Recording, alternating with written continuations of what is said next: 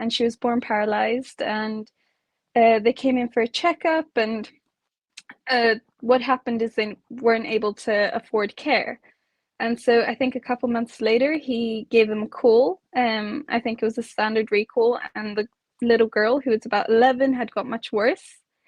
And so he ended up treating them for free. And that first adjustment like lit up her eyes, and she like made a sound for the first time. And you could see that she had that proper connection that she had never had. And at that point, it was like, I don't really care about feet, because that was always my thing. I hate feet and I don't want to be around feet.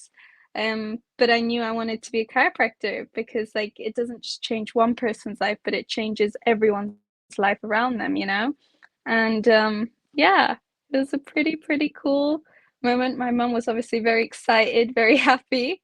And yeah, from then it's just kind of, she put me at work as a CA at 15, and it's just always been the path, I think, for me. Can you reflect on what it was like to be a CA at 15 and just being in your pre-chiropractic years before you get to chiropractic school? Yeah. Some of the most memorable moments you had, some of those life lessons that you learned being in the office, maybe just growing up as a chiro kid, some things that you're recognizing now as a chiropractic student were really valuable as far as shaping your context and your worldview, your orientation to like the different sort of awarenesses you developed, maybe of the different techniques available or the different paths that you could take within this thing called becoming a chiropractor?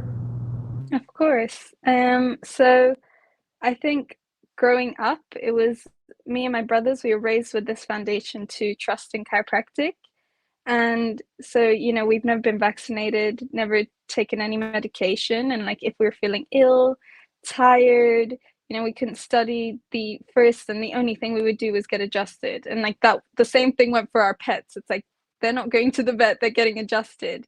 And it was something that we were really like instilled with these principles, that like the body has this ability to heal itself. And growing up in school, if we talk about vaccines, everyone's like, oh, she's not vaccinated. And it was like, this is a proud thing, this is like an amazing thing, because I don't need well, we don't need other things except just allowing our body to express itself at its full potential. And so coming in as